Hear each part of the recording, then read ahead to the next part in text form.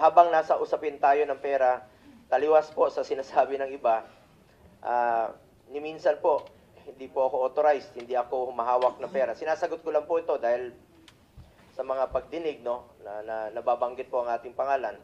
Never po ako nag-handle ng budget of finance matters, kahit nung mayor pa po si Pangulong Duterte. Taliwas din po sa sinasabi ng iba. And in fact, maraming nadadamay. Si Muking, who is not employed in the Senate, was personnel in the office of the President noon. At tulad ko, scheduling, administrative work, mga clerical work, I'm sure lahat kayo nagpapa-appointment po sa amin through Muking. Noong unang panahon, sobrang busy po yon. Marami pong opisyal na lumalapit sa amin at even during the time of the pandemic, no, kailangan ng tulong at hindi po namin tinatanggihan yan.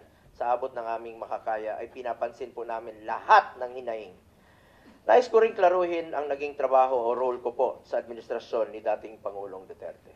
I was appointed and faithfully served as Special Assistant to the President or SAP from 2016 to 2018 as per Section 2 of Executive Order 2016-01.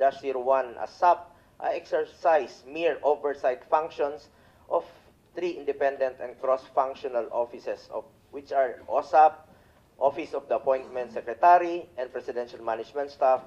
As stated in the Executive Order creating OSAP, our functions were limited to scheduling, appointments, and presidential engagements. Our mandate did not include sensitive matters like police operations. Walang kinalaman po ang aking opisina o sino mang staff nito noon sa operasyon at organisasyon sa government security sector, mapamilitary o kapulisan, whether directly or indirectly, we had no participation in these operations.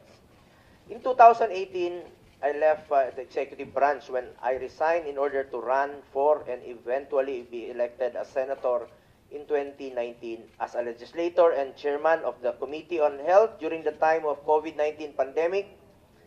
I supported and coordinated closely with the executive branch to be able to formulate policies and legislation that would improve our response to the pandemic.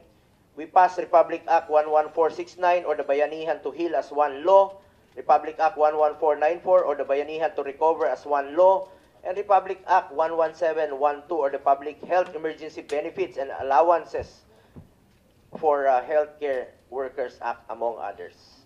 Beyond my mandate as a senator, nangako po ako kay Pangulong Duterte na hindi ko po siya iwanan at lalay pa rin po ako sa kanya sa pangangailangan niya po in my own personal capacity. Kaya lang po, sinasamahan ko siya at kadalasan po ay sa personal ko po itong kapasidad at lalong-lalo na po sa kanyang mga pangangailangan medikal, lalo na po na tumatanda na siya, kakaedad na po si Pangulong Duterte at pangako ko sa kanya noon at hanggang ngayon ay hindi ko po siya pababayaan. I am one of the most accommodating persons. Alam niyo po yan. Bukas po ang aking opisina, kahit alas 12 ng gabi, pwede kayong tumawag sa akin. Karamihan po sa inyo, maging mga kasamahan natin sa lower house, ako po ang nakasanayang tawagan kung may gusto po silang iparating kay Pangulong Duterte, kahit senador na po ako. Invitation sa birthday, at lahat ng mga reklamo, pinapakinggan ko po yan. Siyempre, hindi ko naman alam ang lahat ng sagot sa mga reklamo. Kahit si former President Duterte, hindi niya rin po lahat alam sa lahat sa dami po ng kanyang ginagawa. Kaya naman, kung may mga gustong magpa-verify ng mga information, maraming reklamo, scammers, manloloko, extortionists, we refer it to CIDG, NBI. Doon tayo tumatawag para malaman ang information. Ito siguro ang tinutukoy ng mga ilang opisyal, no? Including Police Colonel Leonardo, na sisikapin nating sisiyatin, no? Dahil sa amin talaga lumalapit at humihingi ng tulong. Kahit nung nasa Office of the President pa ako, kapag may concerns or reports that are confidential in nature, pinapasa ko po yan sa kinauukulang ahensya. All reports na directed kay President Duterte, siya lang po ang pwedeng magbasa, classified information, or documents ang tawag dyan. Ngayon, nandito po tayo para malaman kung may naging pang-aabuso ba sa hanay ng kapulisan at nagamit ba ito sa pansariling interest. With this information, we can then craft the necessary legislation to better serve our countrymen. as chairman of the Committee on Health and Demography and vice chairperson of the Committee on Public Order and Dangerous Drugs, we want to find ways to improve our continuing fight against illegal drugs through the creation of meaningful policies. As we know, the drug menace is also a health issue. Drug dependents should be treated as victims in dire need of medical, psychological, and spiritual health, with a chance of being successfully reintegrated into society as healthy and productive citizens. Para itong sakit sa lipunan na ayaw nating kumalat. Kagaya ng kahit anumang sakit, importante po dito ang prevention at early detection. Maghanap po tayo ng paraan para hindi lumala at hindi malulong ang ating mga kababayan dito. Tulungan nating gumaling at magbagong buhay ang mga nalulong sa droga. The past administration had shown equal concern for the rehabilitation and reintegration of drug dependents by directing executive branch of the government to support the establishment of drug abuse treatment and rehabilitation centers. Meron pong mga rehabilitation centers na ipinatayo. Umpisa pa lang po ng administrasyon ni dating Pangulong Duterte. Kasama na po dyan ang sa Bukidnon. Malaking tulong po si Senator Mig Zubiri dyan. Nueva Ecija and Las Piñas. Kaya lang po, sa kalagitnaan, hindi na po nagamit itong mga rehabilitation centers sa Nueva Ecija. Kalahati lang po ang na-occupy. Ang war on drugs ay dapat whole of government, whole of nation approach, kaya may rehabilitation at reintegration. In fact, former President Duterte issued Executive Order number 4 creating an interagency task force for the establishment and support of drug abuse treatment and rehabilitation centers. We saw the biggest voluntary surrender of more than 1 million drug users and personalities, which is a feat that has never been seen in the country's history. Ang dami pong sumurrender nun kay then GPNP. 1.6 million po ang sumurrender. First 6 months po ito. Kulang na kulang nga po yung mga lugar, no, kung saan sila magsusurrender. Nagkulang po ang mga preso dahil sa dami po ng nagsurrender.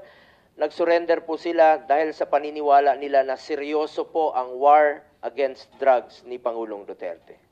Bilang mambabatas, trabaho natin na suriin ang mga pulisiya laban sa droga noon at ngayon at makagawa ng mga bagong batas na kinakailangan upang maisulong ang drug abuse prevention, mapagtibay ang law enforcement, masagip ang mga nabibiktima upang magbagong buhay at mapalakas ang rehabilitation efforts.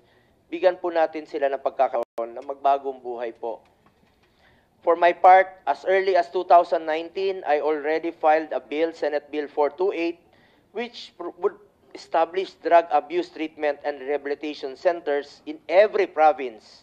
I also filed Senate Bill 2115 to have vocational and livelihood programs for rehabilitated drug dependents. Bilang chairman po ng Committee on Health, Sports, and Youth, naniniwala po ko na isang health concern po na maaring matugunan sa pamamagitan ng maayos na rehabilitation at maging sa pag-promote sa sports.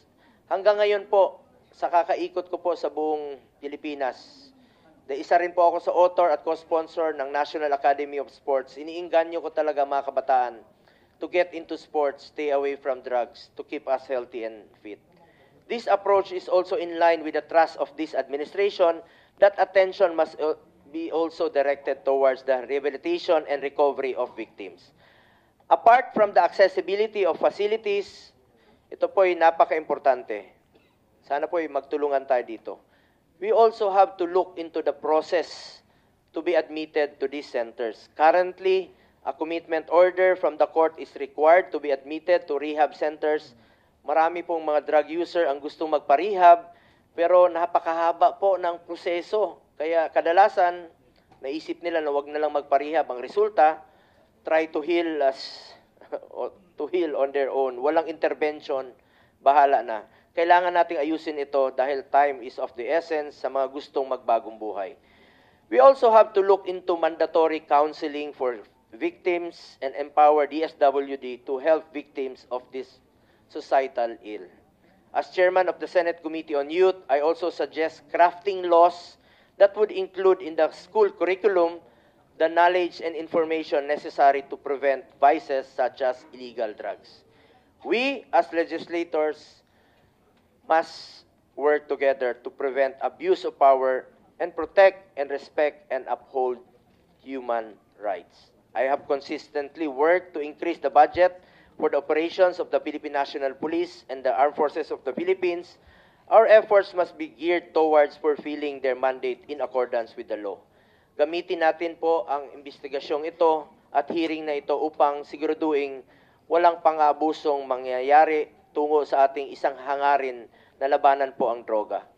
I urge both houses of Congress, magtulungan po tayo dito. Kilala niyo po ako. I am committed to developing accessible rehabilitation centers for individuals facing drug addiction, and I am more so dedicated to ensuring the protection of and respect for human rights. Again, I am one with this committee in finding out the truth in the hopes that we could craft meaningful legislation for our beloved citizens.